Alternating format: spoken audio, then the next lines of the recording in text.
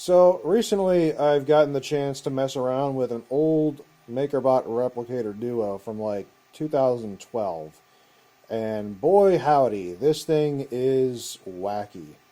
Uh, so it's a Core XY machine, and I'm currently having a bunch of issues with trying to get the firmware updated because, as far as I can tell, MakerBot just kind of straight up deleted compatibility between their programs to update firmware and even the firmwares themselves for this machine. They kind of just said, YOLO, we're going to just yeet these files off of the internet. And now, we're having fun getting this to work at all. Now, one of the problems is whoever was working with this thing prior didn't realize that these extruders require 3mm filaments, and the ABS, which that is some ancient ABS from back in 2012, is 1.75mm. So that's one problem solved. Two, these linear bearings, I guess, and the Z-axis rod had like no real lube to them. So I took some super lube and I lubed everything up, so that way we're going to reduce some friction, at least a little bit. And really quick, I'm just going to kind of show you how everything works here.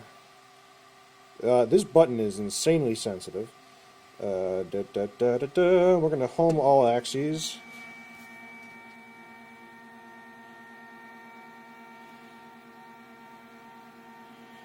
There is definitely a ton of Z-wobble on that lead screw.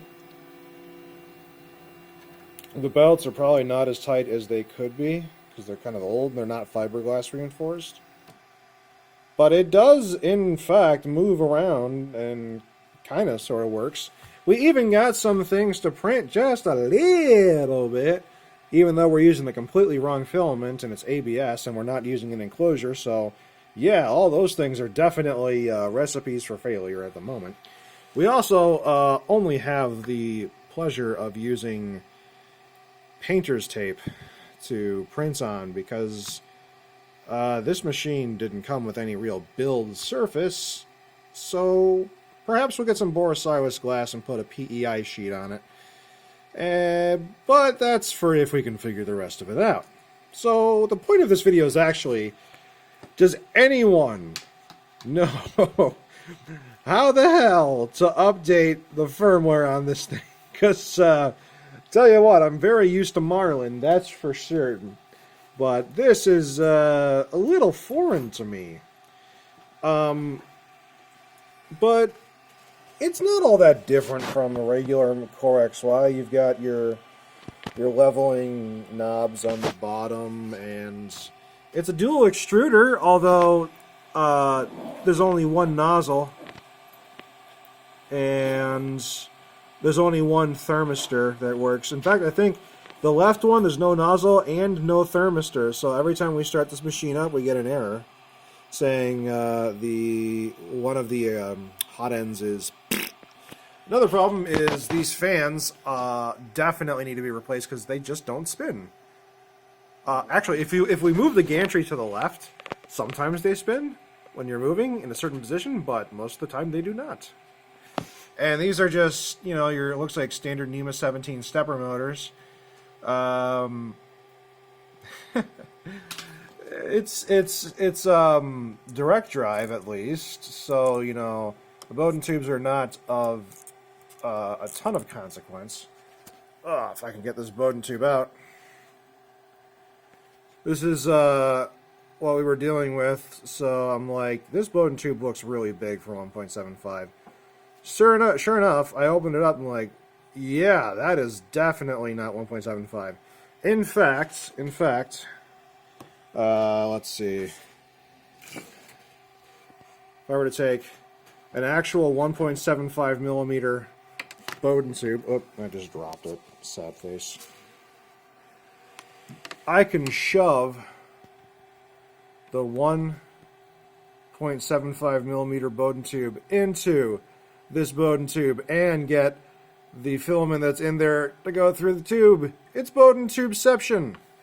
So, yes, definitely we have the wrong type of filament for whoever was using this machine prior. From what I understand, they didn't get very far, and I can sort of see why. Oh my goodness, this thing is so wacky.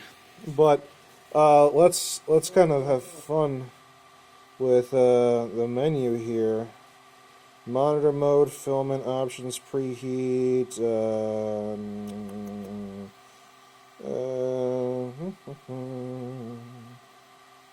Version number. We're running 5.5. That's the version of the firmware. The latest is 7.5. Yeah, the latest is 7.5, apparently, from what we can gather. But we have no idea how to update the firmware on this thing.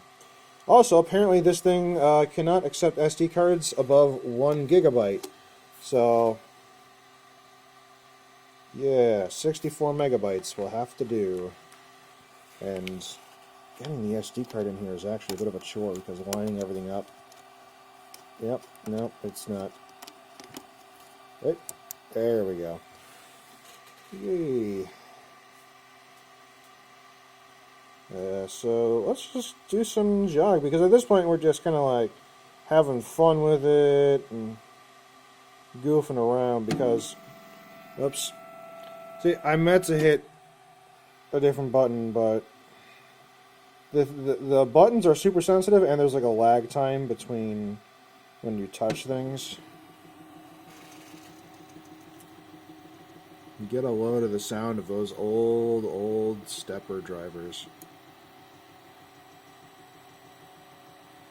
Clearly works. Let's see if the fans turn on when it gets to a certain point, because it sometimes just randomly turns on. Actually, I think we're missing a few blades. Yeah, we're missing a few blades. 2 or 3 of the blades on the left fan are broke. They're just gone, man. Is that the one that doesn't get used? Yeah. Oh, up, it's spinning, but now it's not spinning. Up, now it's spinning again. Up, wait, okay, The PMWs. okay. So the one that we don't care if it spins randomly, but the one that we need to spin on the right to prevent heat creep is not spinning at all. So, yeah, we're going to need to replace that. What? That's fine. Why are you blinking at me? What'd I do? It blinks red when it's heating up. What? I don't want it to heat up. I didn't tell you to heat up. Why are you heating up? That or you put No, wait. Extruder overheat. Software temp limit. Reached. Please shut down or restart. I didn't heat anything up. What did I do? And I've gotten that once before too. Well, okay, thermal runaway protection is enabled, which that's good. But Yeah, I wasn't doing anything. It has full range RGB too. That's exactly what this machine needs, is RGB. Yeah, there's a setting for it in the menu. Utilities. Home axes. Yep, as soon as we move away from that spot, fans go bye-bye. Oh, this is so funny, man. This is wild. All this wood and everything is just like so ghetto rig, man. It's neat, but lol. We call it Ghetto Rig, and yet this was the official product from the company. I know, right? Jog mode. No, I want to go to Y. Nope. There we go. And it's just sensitive. It took me a little while to figure that out too. Yeah, it's sensitive and it's laggy.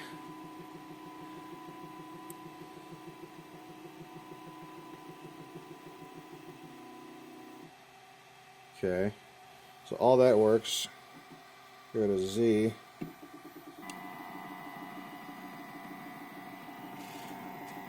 And the further we go down, the more Z wobble there is too.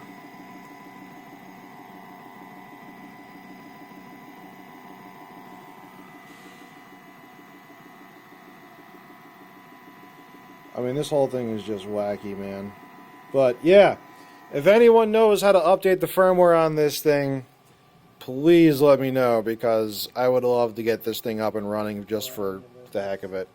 Or what now? Or any other tips that you Yeah, or any other tips or things I should know about this particular printer, because I'm not used to this ecosystem. I'm very familiar with Creality stuff, though.